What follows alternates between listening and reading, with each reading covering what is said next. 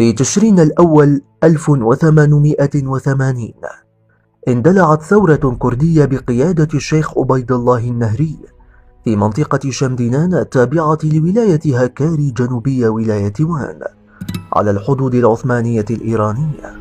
شاركت فيها أغلب العشائر الكردية في شمال كردستان. يعد الشيخ عبيد الله النهري الشمزيناني الزعيم الروحي والقومي المنشود، فهو من مواليد عام 1831. ينتمي إلى مدينة شمدينان بمنطقة هكاري في باكور كردستان. عميد أسرة مشايخ شمدينان مسقط رأسه، وزعيم الطريقة النقشبندية في كردستان بعد الشيخ خالد النقشبندي، ونجل الشيخ طه الشمزيناني الجليل القدر، وارث منزلة أسرته الدينية وسمعتها في العالم الروحي. تولى مشيخة الطريقة النقشبندية بعد وفاة أخيه الشيخ محمد صالح عام 1865 في كردستان وتركيا وإيران، فقد أصبح يملك نفوذا كبيرا على أتباع المشيخة، ويحوز على احترام الكرد في كثير من المناطق، إضافة إلى مريدين ومحبين من العرب والترك، بل أن السلطات التركية نفسها كانت تنظر إليه بعين الوقار. كان الشيخ عبيد الله يحوز على ما يربو عن 200 قرية، ويوصف بأنه كان إنسانا بسيطا قانعا عادلا ومؤمنا بالله ومتدينا جدا. كان مهتما جدا بتحسين معيشة الكرد، كل ذلك جعل من مواطنيه مبجلين له والنظر إليه وكأن الله أرسله إليهم كمنقذ. بعد توسع نفوذه الديني في شمدينان انقاد له الناس في أذربيجان الصغرى الغربية أيضا، فاستغلت حكومة السلطان عبد الحميد تقواه وتمسكه بالدين، فحاولت أن تحثه على شن حرب شعواء على الأرمن والمسيحيين القاطنين في هكاري وأورميا، إلا أن الشيخ لم يعر الحكومة العثمانية أذنا صاغية. تمتع الشيخ عبيد الله النهري بنفوذ عظيم، وهو القطب النقشبندي الكردي مطلع السبعينات من القرن ال19، وكان لمركزه الديني أثره في النهج السياسي الذي انتهجه فيما بعد، مستفيدا من استياء المجتمع الكردي وسخطه على الموظفين العثمانيين والحكومة.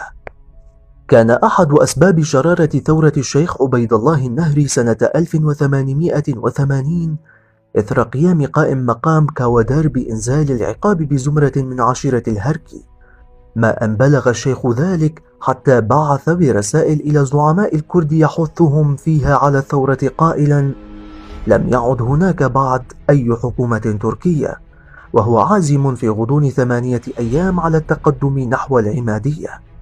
وممن بلغته الدعوة شيخ محمد البريجان، الذي لم يضع وقتا في نقل نوايا الشيخ إلى والي الموصل، وبعد 5 أيام خرج فوج من الموصل وعسكر في موضع مجاور لمدينة العمادية، وحشد الشيخ قوة من 900 مسلح أناط قيادتها بابنه عبد القادر لتشن هجوما على القوات العثمانية، فصد هجومها وانكفأت على عقبيها. تفيد التقارير في حينه أن جيشه كان يتألف من 3 أرتال، أحدهما بقيادة ابنه الفتى عبد القادر، وقدر عددها بالآلاف، وقيل أنها تضاءلت أثناء الحملة ولم يبق منها غير 1500 بسبب عودة المقاتلين إلى أهاليهم أثناء الحملة. كما التحق بجيشه عدد كبير من الآشوريين، وأنه حظي أيضا بشعبية كبيرة بين شعوب المنطقة ومختلف فئات السكان، ووطد صداقته مع الأرمن وعين أرمنيا مستشارا لديه.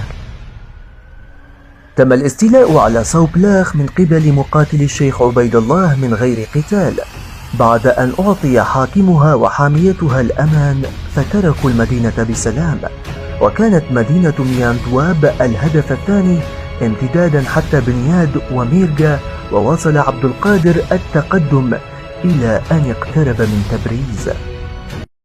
عززت قواته بانضمام والده إليه بقوات أخرى، وبهذه القوة البالغة 8000 شرع الشيخ في إلقاء الحصار على المدينة.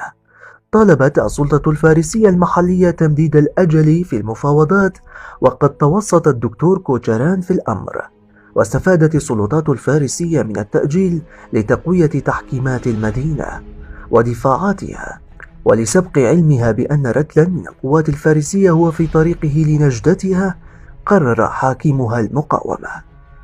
وتقول بعض المصادر أن القيصر الروسي لبى دعوة الشاه فحشد الجيش الروسي على الحدود، ثم وقع عبيد الله النهري في قبضة القوات التركية التي ساندت الروس والإيرانيين في محاصرته، وتم إرساله إلى إسطنبول وعاش بصفة أسير فخري، ثم سجن سنة واستطاع الهروب من السجن، ثم قبض عليه ونفي مع 100 عائلة إلى المدينة المنورة عام 1883 وتوفي هناك سنة 1888.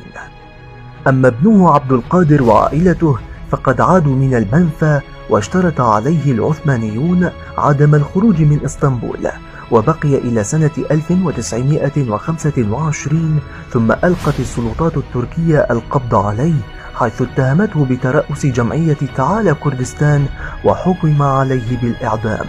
وهكذا فشلت ثورة عبيد الله النهري. يقول القادة الإيرانيون الذين شاركوا الحرب ضد الشيخ عبيد الله: لهذا الشيخ مريدون ينفذون أوامره دون نقاش، وهم ينتشرون من بازيد إلى الموصل والسليمانية وكركوك وديار بكر.